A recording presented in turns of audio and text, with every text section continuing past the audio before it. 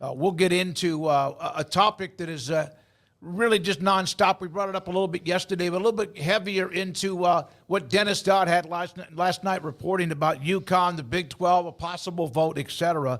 But also today, Chris Vanini from theathletic.com, RJ Maryland, wide receiver SMU. Craig's off the radar, Paul's top five, Hall of Famer John McClain today, and also Ricky Thompson, Baylor sideline analyst and former player, will join us. We'll also break down a few of the first week games, including Baylor, TCU, Oklahoma State, Texas Tech, as a discussion for today. Now, we can ride it, hide it, and run from it, but the UConn story is out there. Dennis Dodd last night with CBS Sports with the story, basically that 6 schools lean in favor of the move, at least as of now. 2 of them are against it, and then there are, 8 that are not so sure. Fox apparently doesn't want to have anything to do with this. Guys, this is a story. I thought about this more and more. I'm going to read a note from an alum who had his take, who's a part of a UConn collective. Craig, you mentioned yesterday bad timing. I just wish this would go away, but I know it's not. Yeah, I mean, it's not going to go away. I don't know who put this back out there as far as the timing itself goes, whether that was a UConn move or a Brett Yormark move or whose move it was. I have no idea, but, yeah, I don't like the timing of it. I think I made that very clear yesterday. You had an entire offseason and, days before the opening week of the year, actually, few days before, the week 0, it got going, and now here it's very much on the front and center for Big 12 folks, at least. I don't know how much people nationally care, but obviously Big 12 country realignment's been an ongoing topic, and here we are. I don't love the move. I don't think it adds much in terms of football. I know that football is not necessarily the big picture that Brett Yormark has in mind with this move. I understand there's the caveat of, well, the other sports would join in a couple of years, and then football would basically have to prove itself, if you will.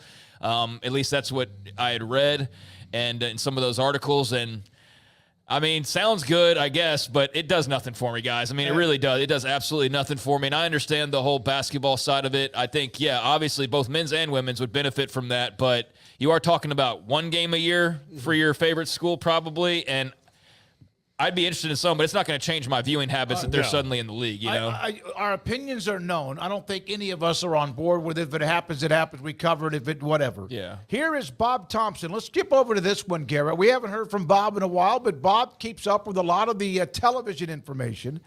He said, given we don't know the value of the Big 12 deal, starting in 21 and 23, we'll use current deal numbers. UConn is slated to get about $7.2 million on average each year with the new Fox NBC TNT deal.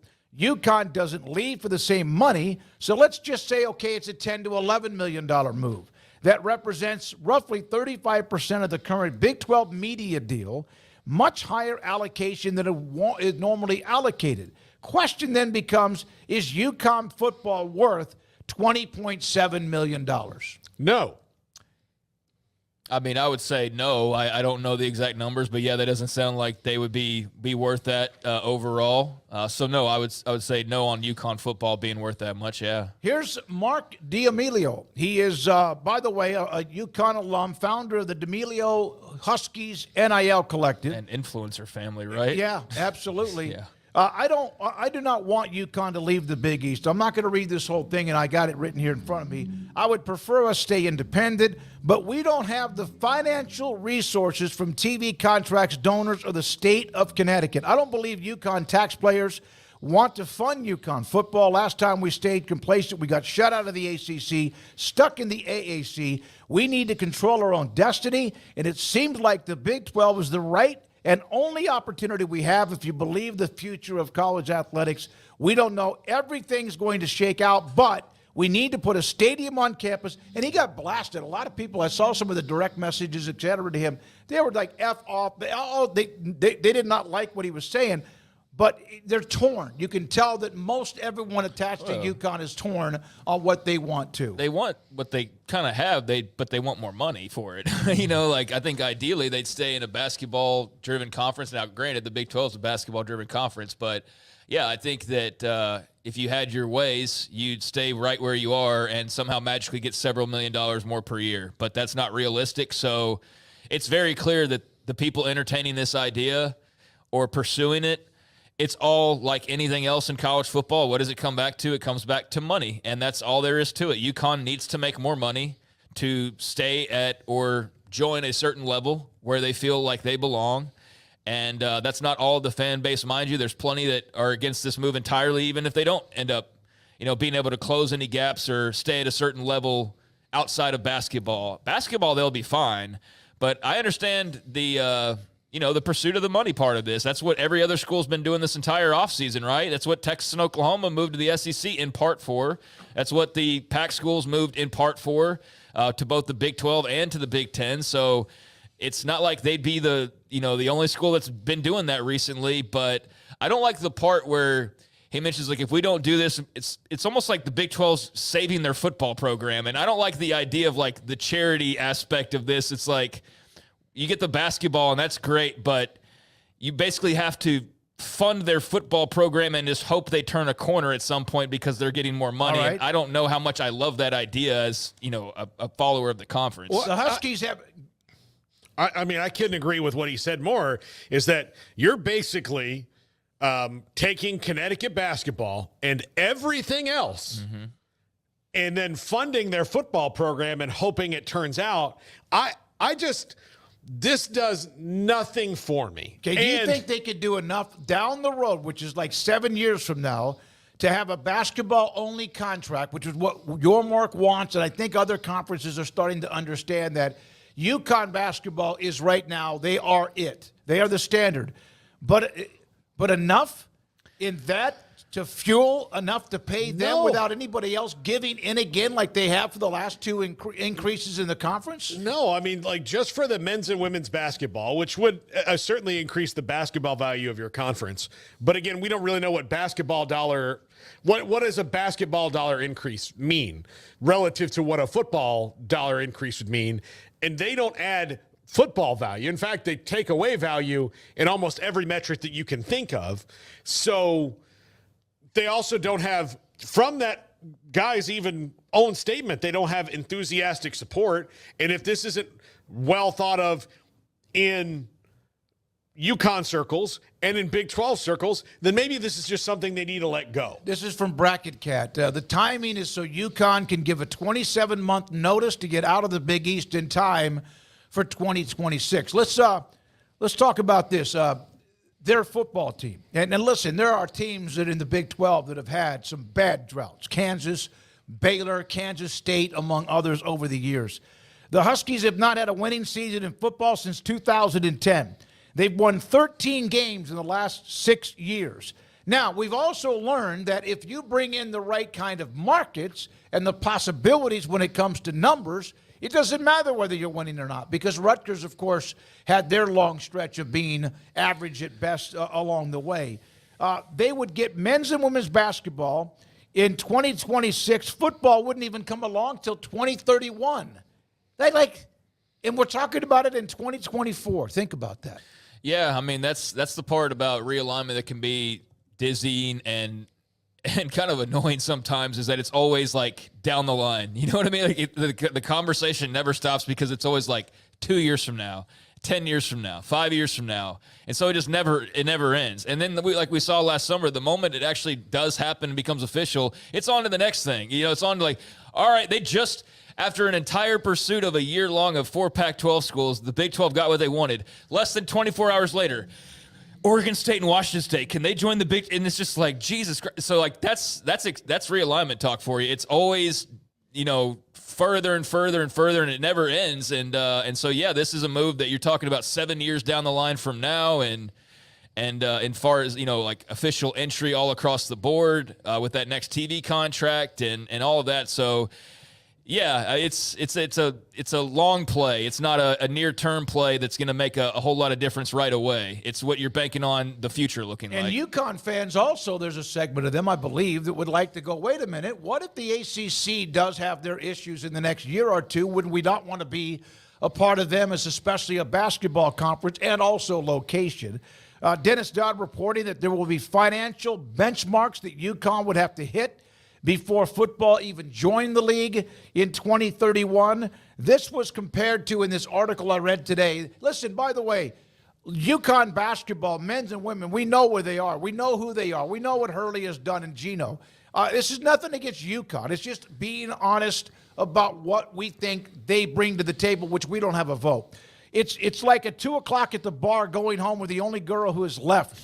They'll come if they have, whether they have UConn or not.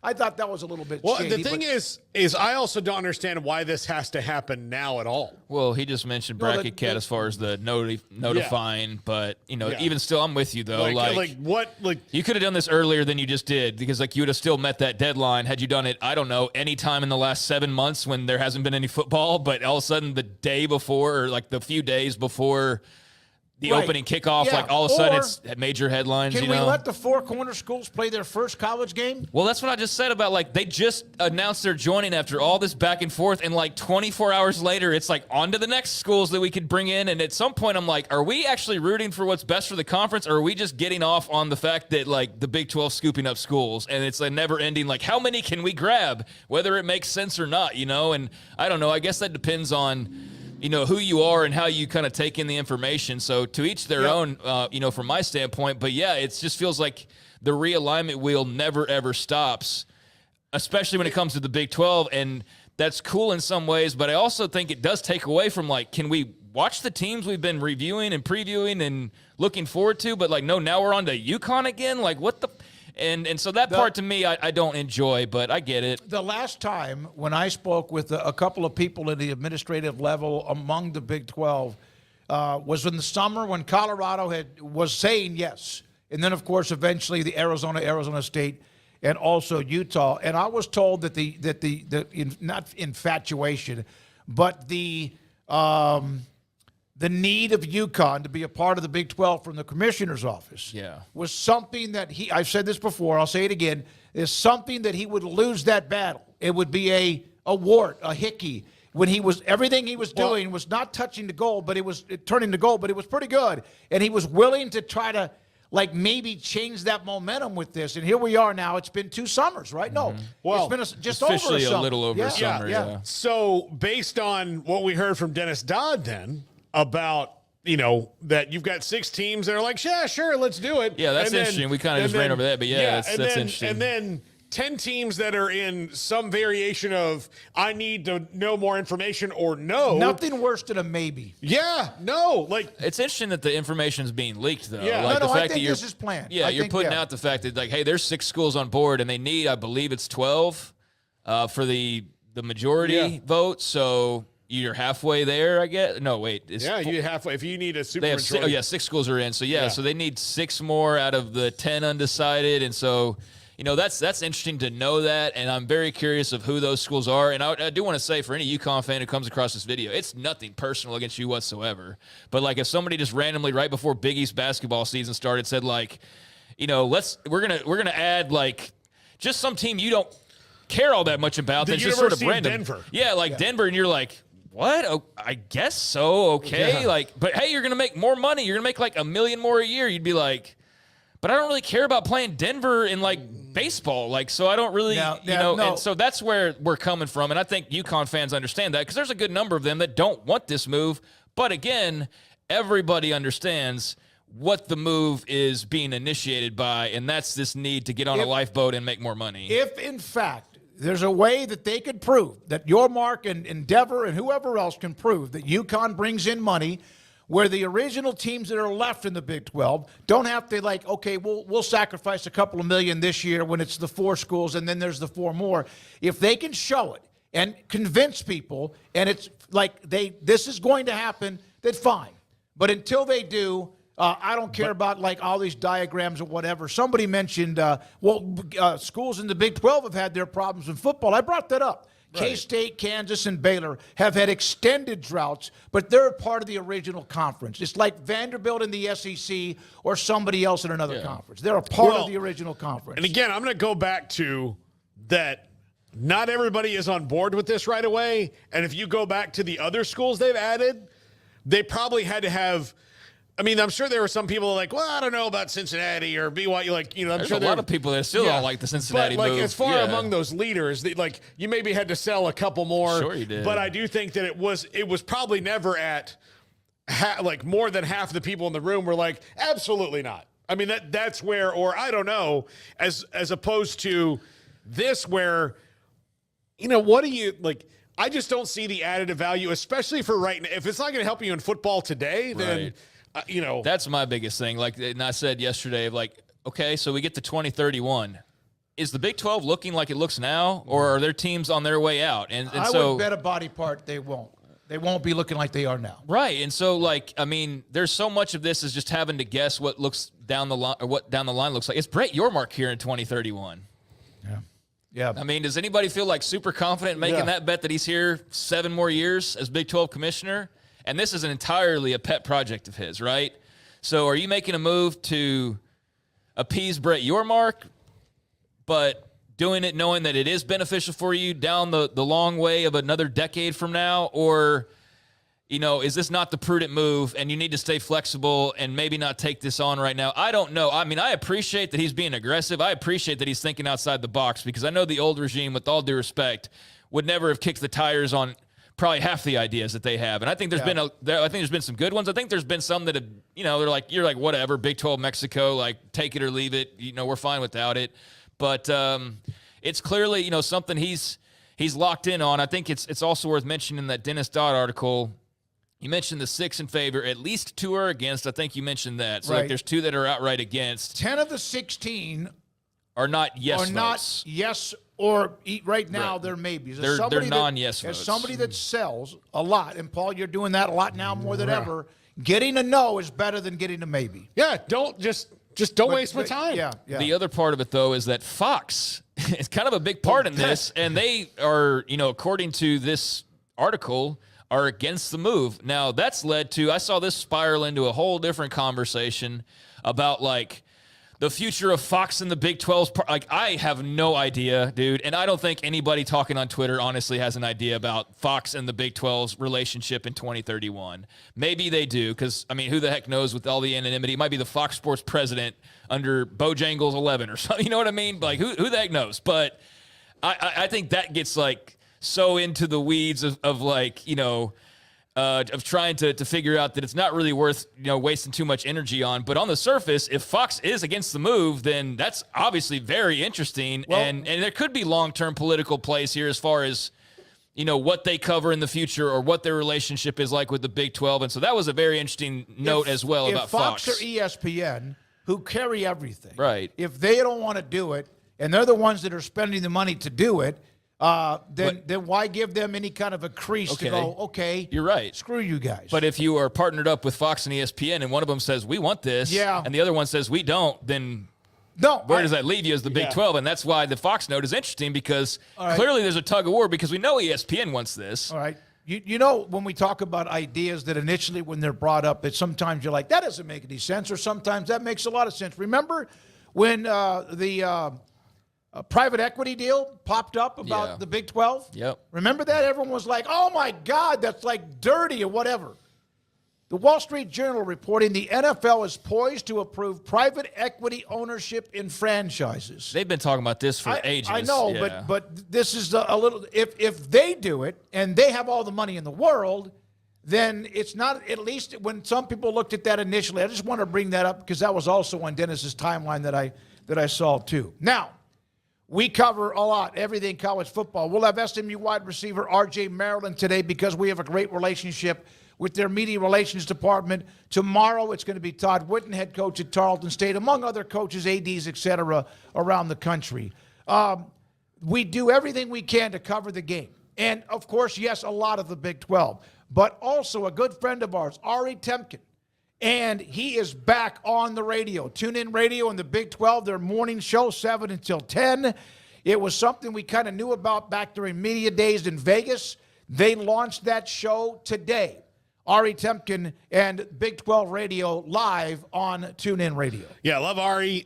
Great guy. When we saw him at Big 12 Media Days, I was like, so what's the path? And he said it's kind of like you guys with Sikkim in that all of a sudden, we don't have a thing, and you sit around and wait for about 48 hours, and all of a sudden, TuneIn calls up and is like, hey, do you guys want to do it with us? And he's like, and they're like, well, of course we do. So yeah, James Wesleyan also a part of it as well. Big 12 today will stream live, but it's 7 until 10 Central Time, depending on whatever time zone you're in. But it's good at least the conference has a network. It's not a TV network. They've never done that, but at least a show that all of us have appeared on at some point or another. Yeah, I mean, I'm happy for those guys, and that's awesome and good to know the details after kind of getting a little bit of a tease about it, and good for them. So, yeah, that's great. Now, I wasn't too worried about Big 12 representation necessarily. I think we do a good job. I think various others do as well, but Ari is somebody that does a good job, and so any more voices that can shine a little light, that's great. So, yeah, absolutely thrilled for those guys. All right, a couple other notes. Remember we were talking about the Baylor depth chart at running back, right? And so I've kind of done a little bit of due diligence on that. It was or whatever. Dawson Pendergrass, Dominic Richardson, Richard Reese, and also Bryson Washington. And Bryson Washington was the name that showed up that everyone was like, that's good. That's something that we haven't really heard. I'm a great player at Franklin High School, and it is the depth from what I'm being told. Now, I think there's a player or two dinged up in that mix, but one of the things that was brought up, somebody asked me this in the chat as well as far as the running back room, I think Bryson Washington had a really good fall camp, and I think that running back room might be in better shape than we thought.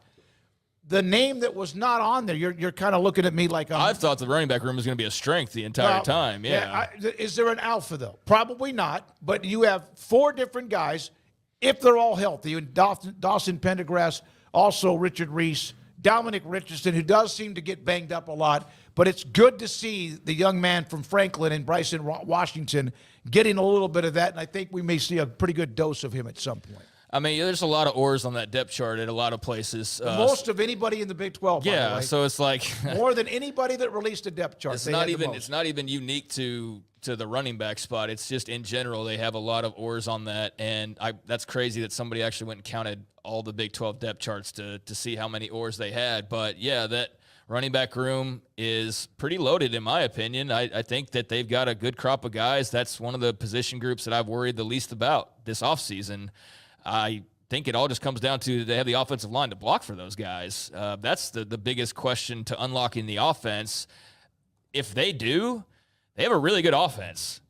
Like, they have good tight ends. They have, we'll see on the receivers. I think they have talent. They have to prove it. But, again, that comes down to, I think, having the opportunity to have time in the pocket and pass the football and look down the field, which they didn't have much of, if at all, last year. So, yeah, I mean, that doesn't shock me in any way. Bryson Washington maybe is a little surprising just because he's younger, but it's about time they hit on a young guy because they've had their fair share of running backs that have kind of come and gone or even still around that kind of don't hear about as much anymore or haven't made much of an impact since they arrived. And Bryson Washington coming in pretty quickly and making noise is a great sign, yeah. All right, here's a note. How about this?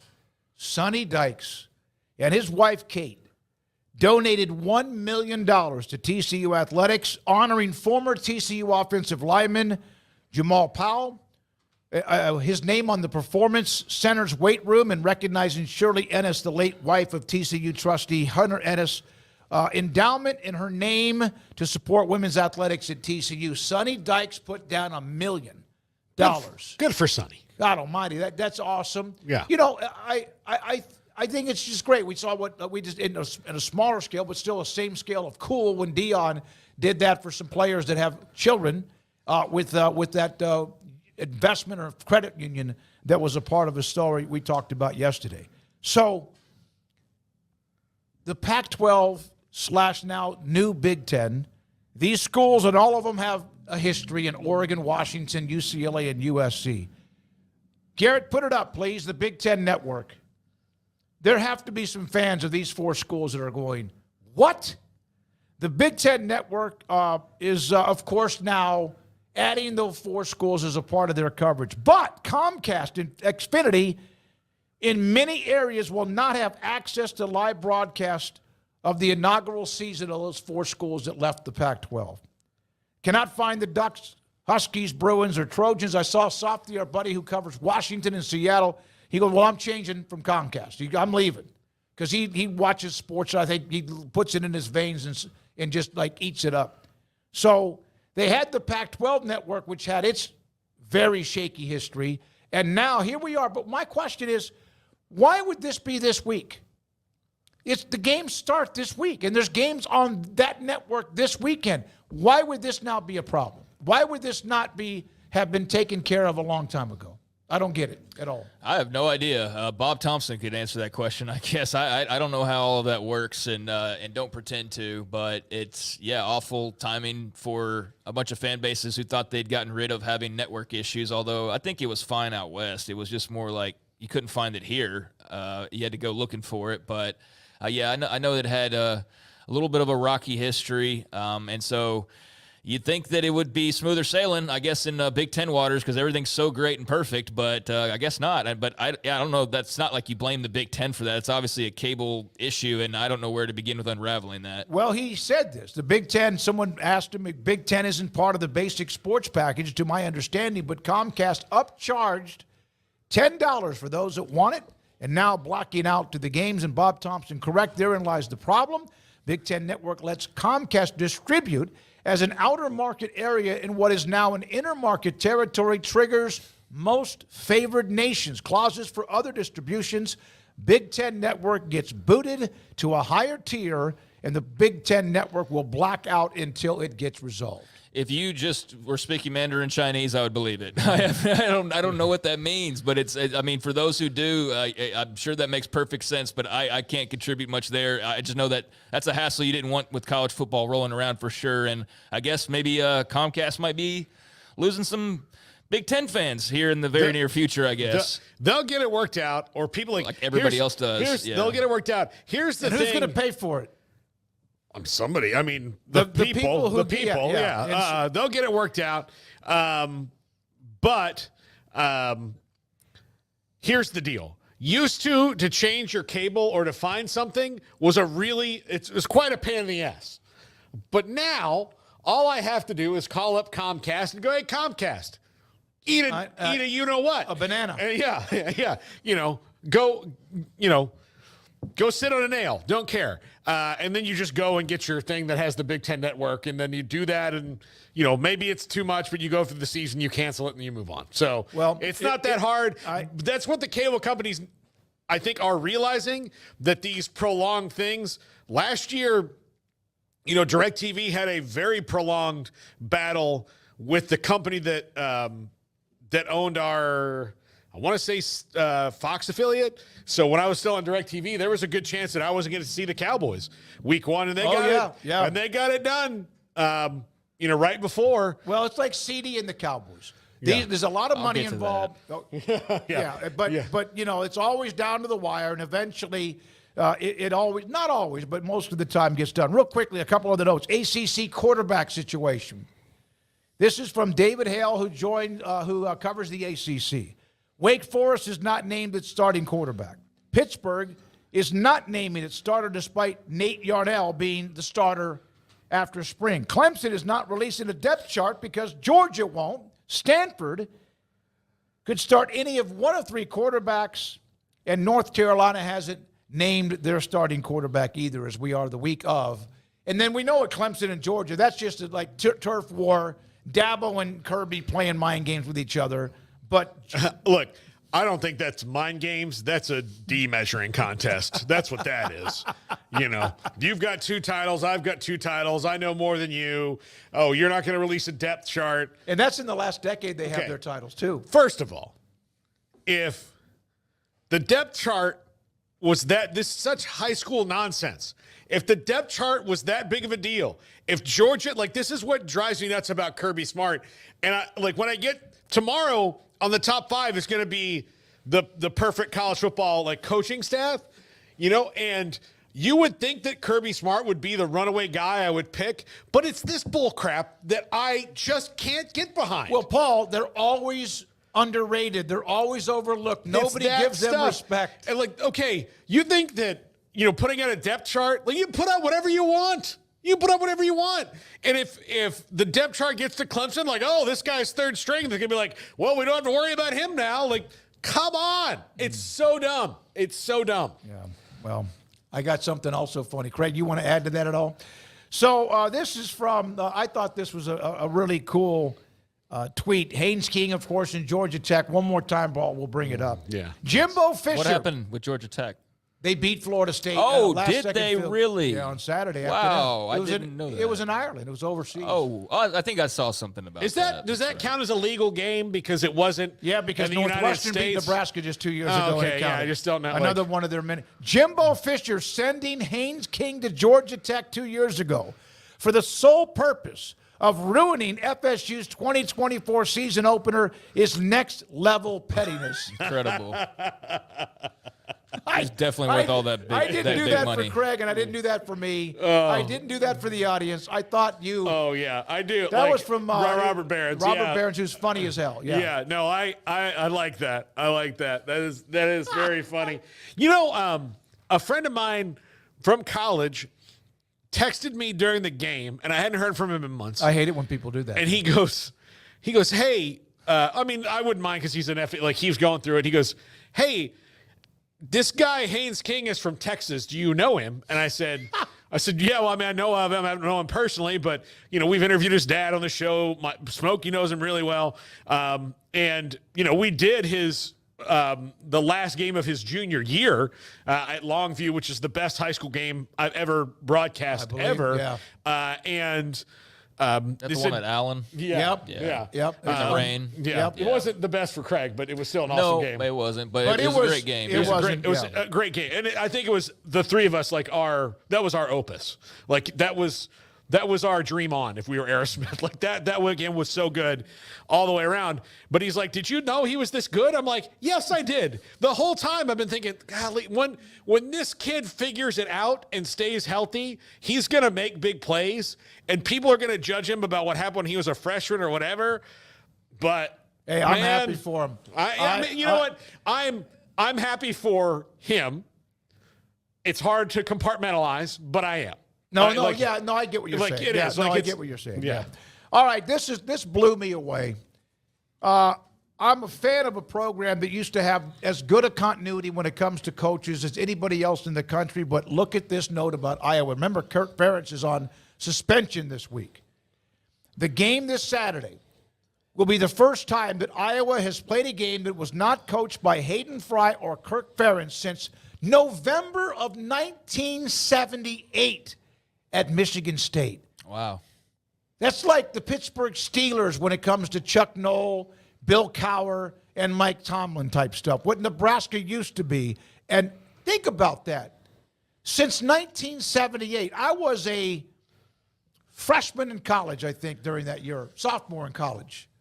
1978, first time that they won't be the head coach, of course, Ferentz serving a one-game suspension for a recruiting violation. Yeah, I mean, that breaks a pretty cool streak. He's still heavily involved in the game week stuff. Like, I think he even said, like, you know, basically he just won't be there Friday night and Saturday. Or, you know, it's not going to be, you know, banished from the program in any capacity. Nor do I think anybody expected that. But, yeah, that's still very strange, though. So he'll do as much as he can in the time allotted, and I'm sure they'll be fine as a result of that.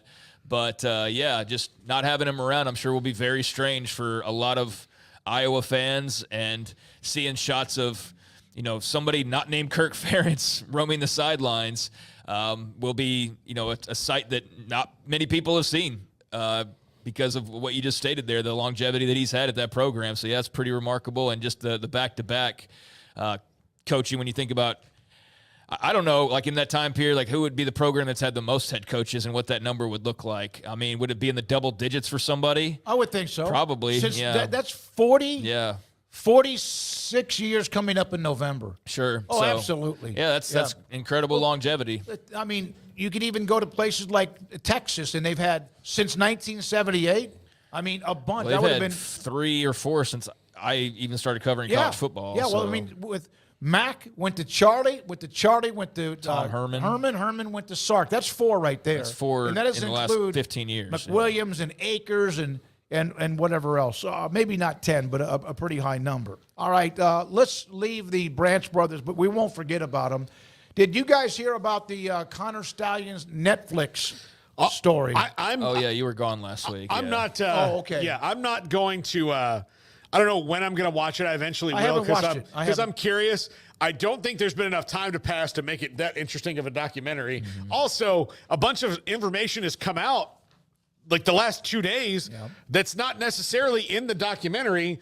Plus, I don't think Connor Stallions is being honest, which the documentarians at Netflix don't really seem to care about. No, it's about eyeballs, and he's probably getting some money. That's everything now. I don't think they care one iota. Nobody does about like the quality of the person or whatever at this stage. Like, do you give me eyeballs? Sure, bring me on. So here's what I said last week. I can understand why it would be of like real interest to Michigan fans, to Ohio State fans in particular, to other Michigan opponents, fan bases. I can see why I'd be very interested in them. Personally, I don't care whatsoever, and I don't want to hear about Connor Stallions anymore. I just am over hearing about this guy. Heard far too much about him last year. That was warranted, but I'm not somebody that is still wanting to hear more of Connor Stallions' story. Yeah, I don't like that he's probably making money off this. Oh, of course. I don't want to contribute to that. I know me not watching is not a big deal, but it's still like that's probably what's going to happen. I severely doubt, unless it comes out and people just go over the moon praising like the craziness of it, maybe that would reel me in. But other than that, I have no desire to see it. And the chat room, he's dead to me. I have no interest, no reason. Documentaries are bad. I wondered if Matt Brown, our buddy, he's on Thursday, by the way. Okay, well, I wondered if he had perhaps caught the show, although I'm far from probably the only person that said that last week, but I saw him had a tweet. He had a tweet earlier today of like, I know this is like college football heresy because, you know, the sickos, like you're supposed to care about every little crazy thing that happens. He's like, but I'm pretty over the Connor Stallions thing. I was like, that's what I said last week. I have no desire to watch this guy or learn more about him and his role and what all happened, but I know that Michigan and Ohio State and, you know, whoever else will certainly give them an audience. Pat Smith said this, and do you have that tweet? And then we're going to come back and discuss the Big 12, the 4 of the 16 teams and their opening week games in their programs. Pat Smith, who's been on the show, Brazen, Cavalier, Imperious, etc. If this was the NCAA, a case in 2004, not 2024, Michigan would be lucky to ever play football again. With the NCAA being neutered now, very little will come from this, even though they were given the letter of infractions this week. I wonder if there's like an old guy that sits around, like, you know, he's just waiting for his retirement at the NCAA, and people come in and like, tell us, Frank, what was it like? He's like, oh, back in 01. Yeah. We really dropped a hammer on Mississippi State. You should have seen it. Yeah, and then we had North Carolina dead to rights, and they sued us, and then the whole jig was up because everybody realized we can't win any court battles. Yeah. And then, my God, athletes wanted money, for God's sake. I like, Frank's like, you know, you need to meet my mentor. Has anybody 81 years old. He dropped a hammer on SMU. He's got some great damn stories. Yeah. Has anybody caught on to like North Carolina having the whole academic scandal a few years ago, and yet all you hear is about their tremendous academics and like their Big Ten entry and all? And I'm just like, do we forget about that little incident? But this is why I know that's not like that clear cut, but it's just funny. But this is why theirs was brilliant. So a couple schools, this was a common thing among schools all over the place. Many schools had players suspended, bowl games vacated. Bobby Bowden had games vacated for the same reason of there were classes that athletes could sign up for. Yep. And bowling, but like all these things that they never had to go to. It was always the famous basketball. And have people, they could go to, and then they would just get a grade. And that was it. Like there was no assignments, no work, or if there was, it was like, all right, David, you have these people, Craig, you have these people, Paul, you have these people. They're getting your grade, and we all get A's. Right. Like, so that's what it was. So it happened all over the place. Well, the reason the NCAA decided it was an extra benefit was that class was only available to athletes, and it wasn't just football players. It was all across the university. It was only available to athletes because athletes have an earlier registration window. Well, North Carolina won this case because they proved it wasn't an extra benefit because we could have taken that class if we were just regular North Carolina students, and many of them did. Yes, exactly. So that's and by why the way, it wasn't that's an a extra, pretty good argument. That was an extra benefit. It wasn't just student athletes. If you're ever looking for a loophole in any type of contract, go hire some college football coaches, officials, and they will find a way to to find that freaking loophole, won't they? I mean, to get what they need at the end of it. But no, it's just the whole time, every time I hear North Carolina and academics, I just always have that thought ping in my head of that from years and years ago.